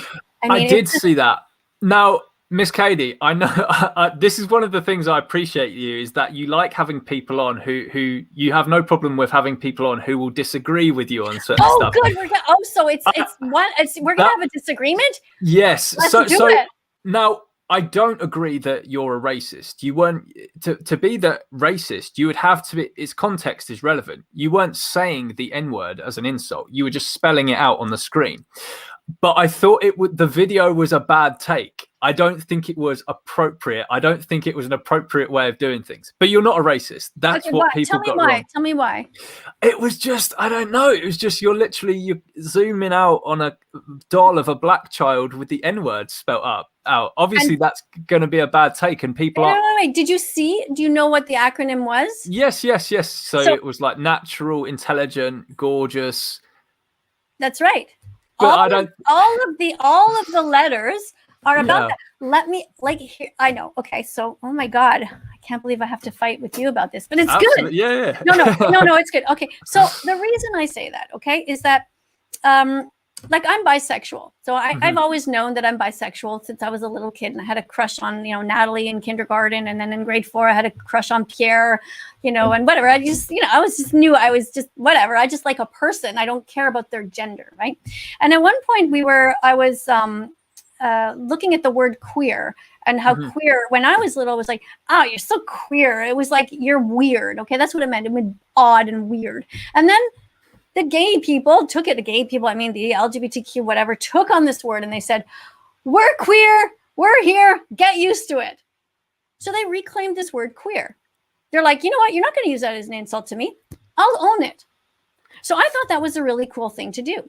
Now, the N word, which honestly, I have no problem saying, I would say it just like that, because I know I'm not addressing it to somebody. I am not calling somebody that, because that would be cruel. That would be mean. Why would I do that? It's like just calling somebody some bad name for nothing. But the word itself is already being used.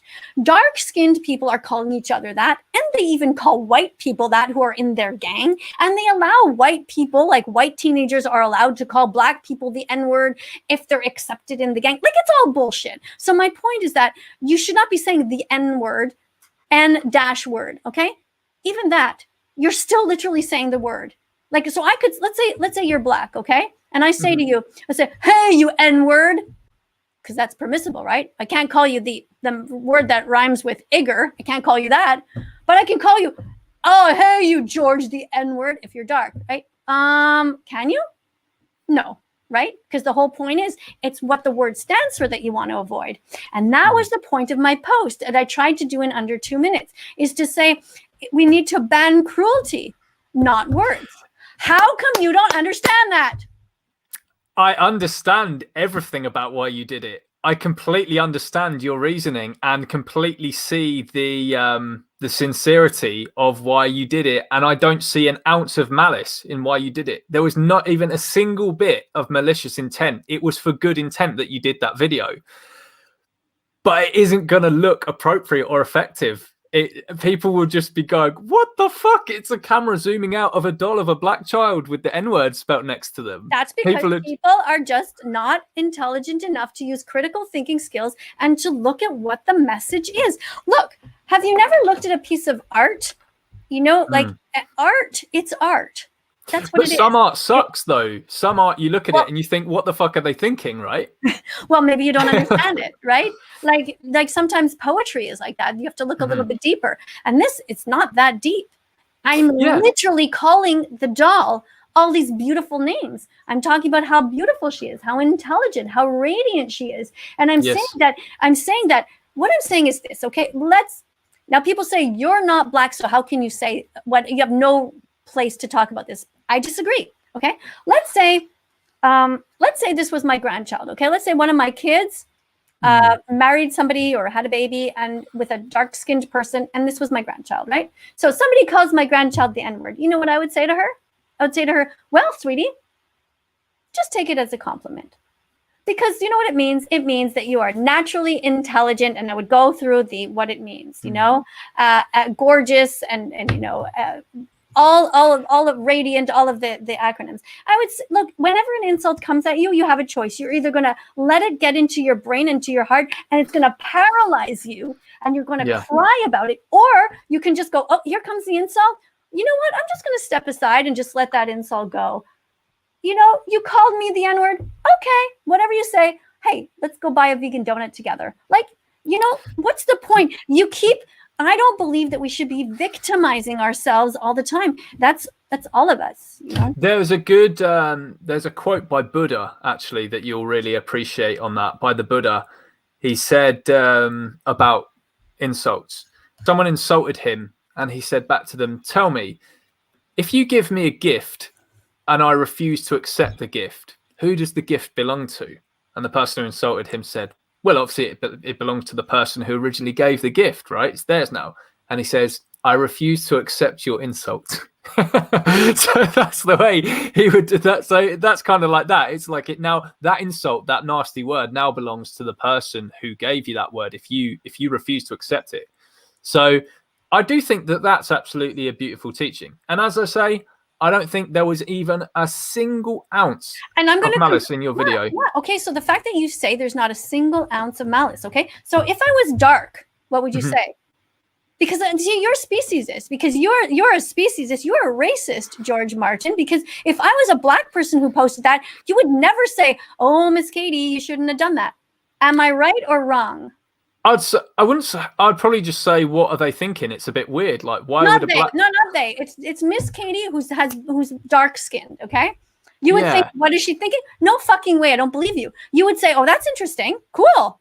Okay, she is saying let's follow the Buddha teaching." But you have to take context into account. You have to think, how did you think people were going to receive that, is all I'm saying. What I thought is that the intelligent people and the people with big hearts would see what it means and think, that's interesting, let's discuss it. As opposed to, oh my God, she's racist, let's all ban her from YouTube, which is not helpful. In fact, there are many dark-skinned people who say that makes sense. I mean, to ban words is just wrong. It's just wrong in every single way. You start banning words, you start banning ideas. And like I said, okay, here's another example, George. Sorry, I know you want to say something, but I'm all fired up now because I feel attacked. So on TikTok, okay, there was this guy, his name was John Robert Bell, Joe Roby, and this guy came across at first like he's a guy who's trying to help people, he was defending people, and at one point there was this person who was mentally handicapped, had Down syndrome, and everybody was being mean, "Oh, you look funny," whatever, and he's like, "I'll defend you," and he was like, "How dare you people call this person the R word?" Okay, what do you think the R word is? Can you picture it in your head? Yeah, I know the word you're talking about. Right? 3 syllables? Yeah. Right? Okay. Wait. Yeah. Yes. 3. Yeah. How messed up is it that we can't say the word? Okay. So he was saying, "How dare you call him the R word?" Okay. And I said to him, "Look, what are you doing? Because, now you're banning the N word and now you're banning the R word. And then here's another one. Okay. The F word. The F word, which rhymes with rag. Okay. Directed at the gay and lesbian community, right? Do you know what I'm talking about? I know the word, yeah. Okay, so now we banned the F word, right? So we banned the F word, the R word, and the N word. Okay, now we're also banning the C word. You know what that is? What they call women when they want to be mean to her. Okay, the C word. How dare you call her the one-syllable word that starts with letter? So we're banning all these words. Okay, at what point do we run out of alphabet letters, George? It's ridiculous. Don't ban words. Ban cruelty. Yeah, no, I agree with that. I just think that was the wrong way of going about it. That's all. But I'm determined to convince you. Hold on. You go home, young man. You go home and think about what you just said, and you come back on next time we talk. I want you to say, "You know what? I thought about what you said, and yeah, it's all right." I am one of the people, by the way, one of the few intelligent people who knew what you were meant and knew what you were trying to say, which is why I never ever said that you were racist. Right. And I appreciate that. I appreciate that. I would have gone about it in a different way, is all I'm saying. Okay, so let's do that. What is your way? What is your way? You tell me what's a better way to talk about this without being able to mention the word, without being able to use a doll in a 2-minute video, George, to try to give this idea that we should ban words. That we should not ban words, that we should ban cruelty, and that we should not ban any words, not the R word, the N word, all this. So you tell me how you would have done it, because I actually spent a lot of time trying to figure out how to do this in a quick 2-minute video. It's not easy. Yeah. So you tell me, how would you have done it better? First of all, I agree we shouldn't ban words, but if someone calls someone the N word with an R at the end, and they mean it as a racial insult, that person needs to face the consequences of their actions. They should be fired from their job or whatever it is. It shouldn't just be the case that we say to the victim of racism, "Oh, don't worry. They were saying that you're natural, intelligent, gorgeous, whatever it is." We need to also teach that words have consequences. Okay. Now I'm not saying I'm just sort of playing a bit of devil's advocate here, okay? Yes. So or we just say, "Oh well, so they called you a name. Big fucking deal. Like go back to work. Like the guy's an idiot." And you maybe give him shit. You say you're suspended for 2 days or whatever. I don't know. It's like, it's words. Somebody might call somebody ugly. Is it worse? What about if I go to school and my colleague says, "You're fucking ugly"? But that's completely... Okay, is that also something that you would suspend somebody for? Yes, in the workplace you would, right? Yeah, it's completely unprofessional behavior. Right. You so can't... but you're not banning the word ugly from the vocabulary. No, we're not. But no. This is you're what I'm banning saying. the cruelty, not the word, George. Yes. So that's what I'm saying. I know, and I said I agree with your video. No, I agree with the intention of your video. I just don't agree with what you did, if that makes sense. The way you did it, I would have just done it in a different way. Again, how would you have done it? How would you have done it? By teaching that words do have consequences, but if you're on the receiving end of ugly words, that we need to actually have confidence in yourself that you're strong and you're brave, and that it's a cruel world out there, and unfortunately bigots exist. Yeah, and I've said that, okay? But my point is that we shouldn't be banning the actual word. That's the video I want you to make. You tell me what kind of a better video you would make that's 2 minutes or less to convince people that the N-word should not be banned. Again, for those of you who are tuning in and we're going to take a snippet of this and say, there she goes again. Okay, I am not racist. I do not think that we should be calling people that word. I think that to do it is mean and evil and cruel, but I do not think the word should be banned. I think that now I shouldn't have to say, I'm going to write. It's so ridiculous. I mean, where's my markers? But I agree that words...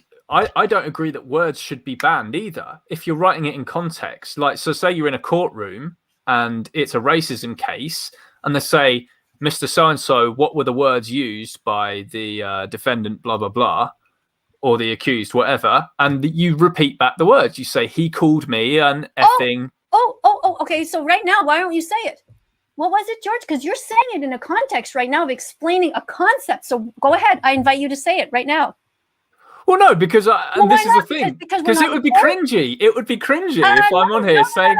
No, because you're terrified that people will take it out of context. So that's the bullshit I'm talking about. You're literally saying that in a court, it would be okay to say it then. But for us to discuss about what could happen in the court, it's not okay here.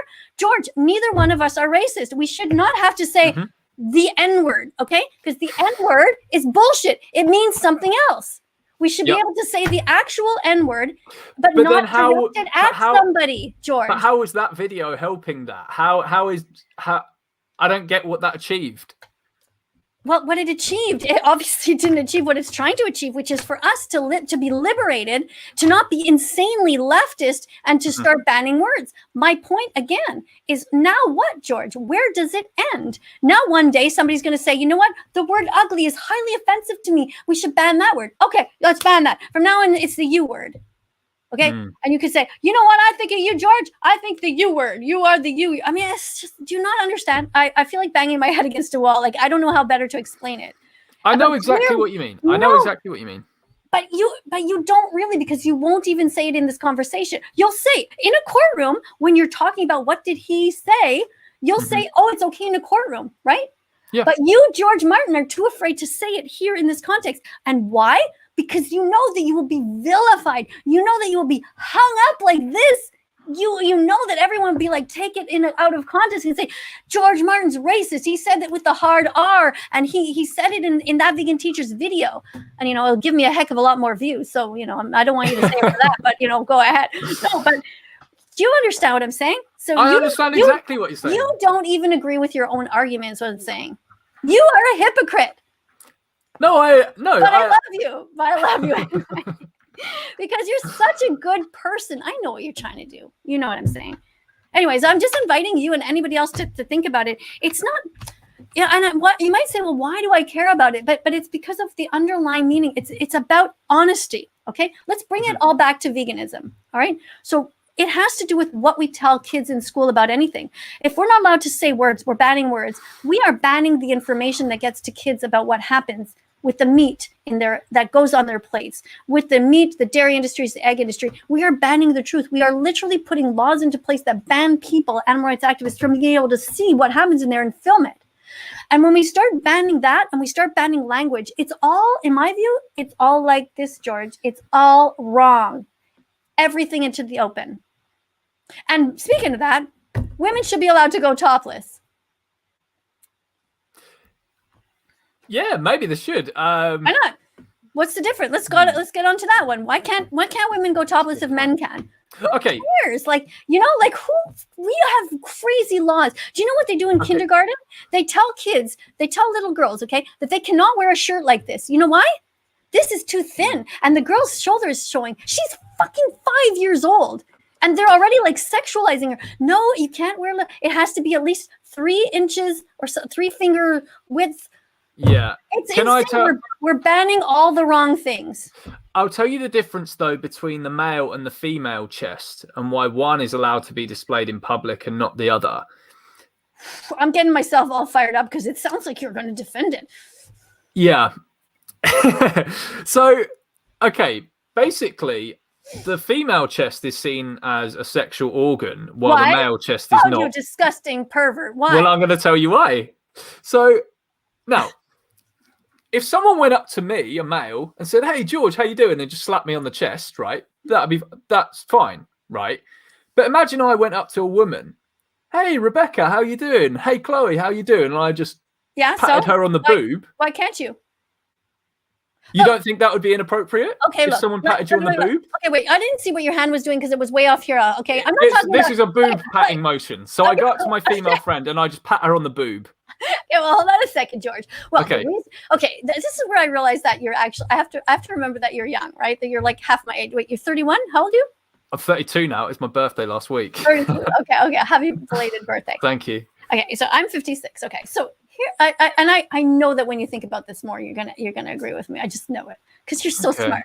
Okay. All right. Okay. So the reason that we don't do that, okay, is like the reason we don't do it is, first of all, it's just culture right now, right? And everyone knows that different cultures have different spaces too. Like some cultures, you know, if you stand this close to me, like for example, if you and I are talking and you're right here, I'll be like, oh, I have to show it on camera. Wait. Like if George, I meet you, I've never met you in real life. If I meet you in real life and suddenly you're standing this close to me, I'll be like, George, can you just like back off a bit? You're just kind of in my space, right? Even though I might really like you or you're a decent person and all that.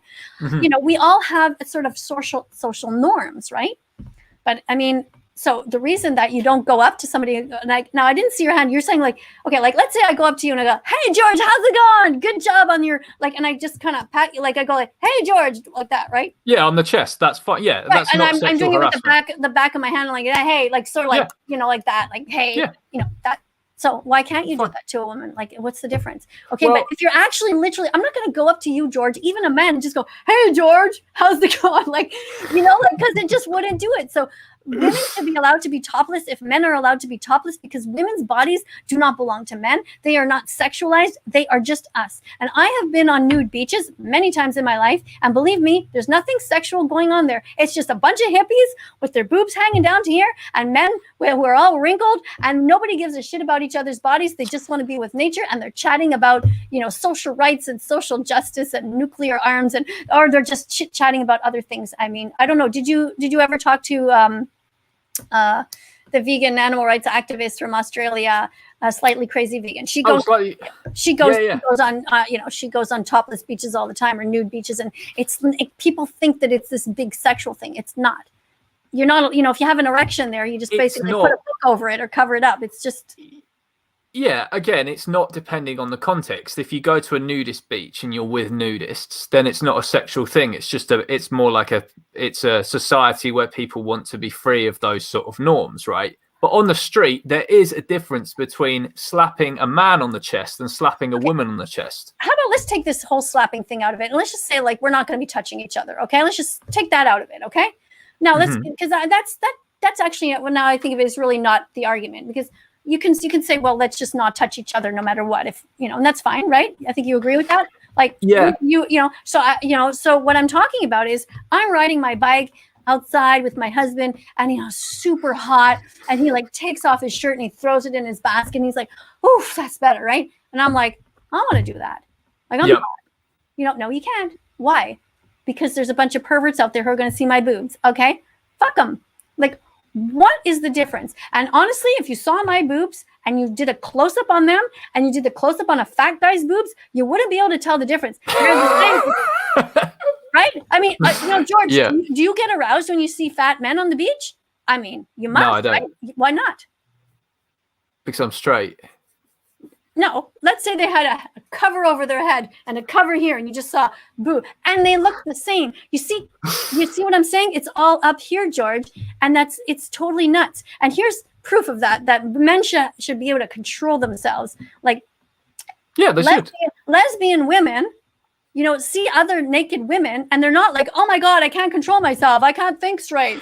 They're able to control themselves. So this is a common myth that gets thrown around. This isn't true. Women do sexually assault other women. I've seen this meme go around that's sort of like, sometimes. Maybe the problem isn't men. It's like, if women can manage to, not grope each other when they're in each other's spaces, maybe because of the way they're dressed, maybe the problem isn't the way they're dressed. Maybe the problem is men. Well, yeah, it's not the problem. The problem isn't the way they're dressed. So the first part of the meme is right. The problem is men and women, because that meme ignores that women do those things too. Women do grope other women. Women do make that excuse as well. They'll grope a woman in a short skirt and say, look what she was wearing. Okay. I would like to see evidence of that, first of all. You show me an article or somewhere where that ever actually happened. Because I think, like, speak to your female friends. They will say I've been groped by women. No, they won't. Okay, but even let's say my female friends have. Okay, well, no, it basically doesn't. Let's just say it happens. Okay, so still control yourself. Yes, it's like this. What now? Like, what do you think is an appropriate length? Okay, no. Let's talk about someone we both know. Okay, vegan booty. Right? Mm-hmm. She's an animal rights activist, Tash Peterson. She's out of Australia. She's an amazing ethical animal rights activist for those of you just joining us. And you can Google her and definitely follow her. Tash Peterson, vegan booty. I think it's V-GAN or something. It's hard to type, but she does animal rights activism, and she wears short shorts, and she's not embarrassed about it, and she calls herself vegan booty, and she talks about saving animals, and she's constantly gets body shamed because of it. Why are your shorts so short? So let me ask those people who say that, okay, so how much more material do we add to the back of her shorts? This much? How many? Maybe 10 centimeters? No, 10 millimeters, 15 millimeters. At what point is it okay? Like, this wardrobe police stuff, I don't agree with it at all. I think people should be able to wear whatever they want. If a man wants his hair down to here and he wants it pink, he can do that, as long as you're not hurting anybody else. Mm-hmm. I mean, and if a woman wants to wear short shorts and she wants to walk around topless, like, who cares? Deal with it. I would be happy with that law change being made, so long as there was actually consistency in the argument. So if you were to want that law change so that women can walk around with the boobs out, you would have to remove. I love how you say it. That would mean walk around with their boobs out. Yeah, as if they take off their bra and they're released and they all just fall out. You would have to be consistent and have it so that it would not be sexual harassment if a man just patted a woman on the boob and said, "Hey, how you doing?"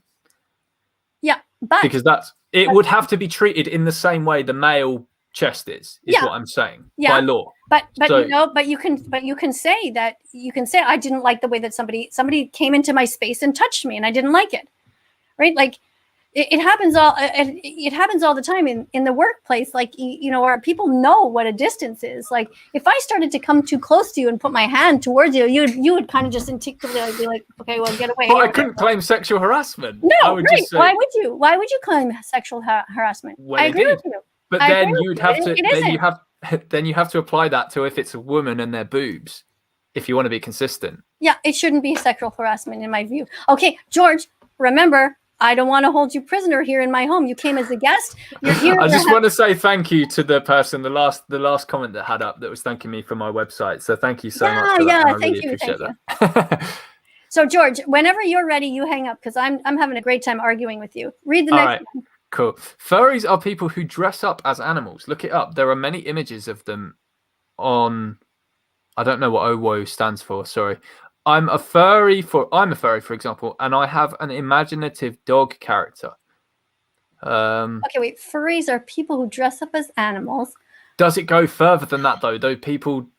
Why? Like, are you talking about, like, Halloween costumes? So you're, like, dressed up like a lion, or you're dressed up like a a bunny rabbit. Okay, whatever. Do what you want in your spare time. Like, what do you mean? I think they do it, yeah, as more of a fashion thing. Like I'm a furry, for example. I have an imaginative dog character. Okay, so not Numa the husky. Here's what I think. If you have an imaginative dog character, I don't know what that means, like an imaginary friend, like something's wrong if you start having imaginary friends, I think.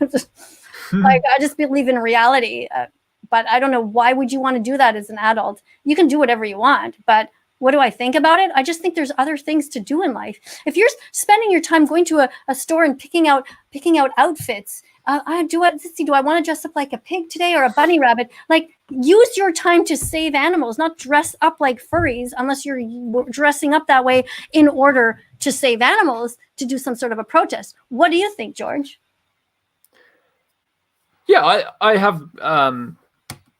Yeah, if people want to dress up as animals for whatever reason, I don't see any kind of moral. As long as it's plant-based clothing that you're wearing, as long as it's not real fur and feathers, go for it. Yeah, and no leather. Yeah. Yeah.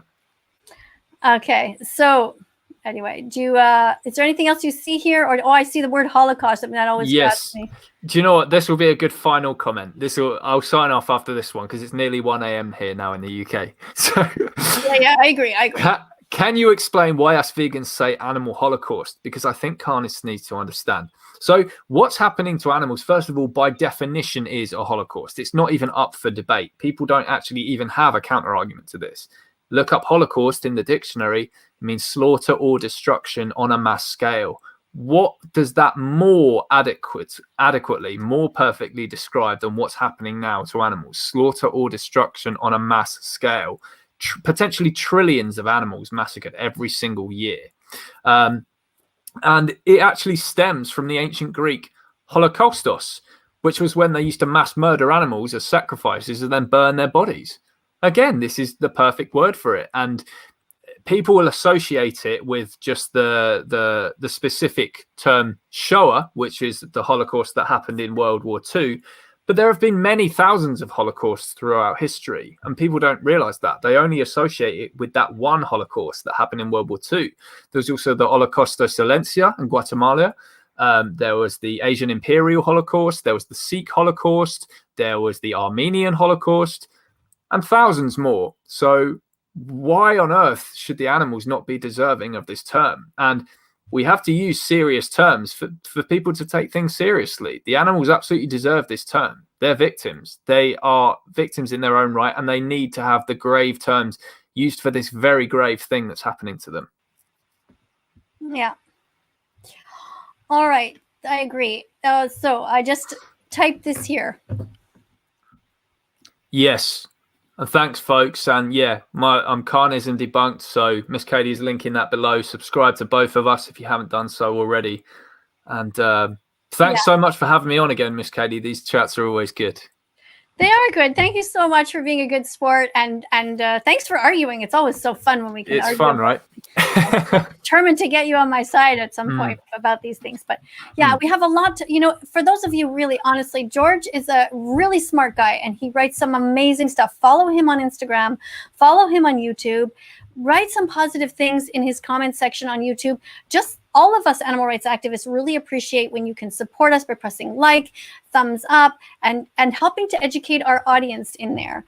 And if you can at all, share George's stuff, because what we need is George's message to get out beyond the vegan circle and into people's lives who are carnists, who eat animals, and who really don't understand. And the same for my videos. So thanks again so much for being here, everybody. Really appreciate it. And all of you who donated money and who spent the time moderating. The moderators are just amazing. So thank you to everybody so much. Thanks then, guys. See you later. Thanks for having me, Miss Katie. And yeah, enjoy your days, guys. Bye, everyone.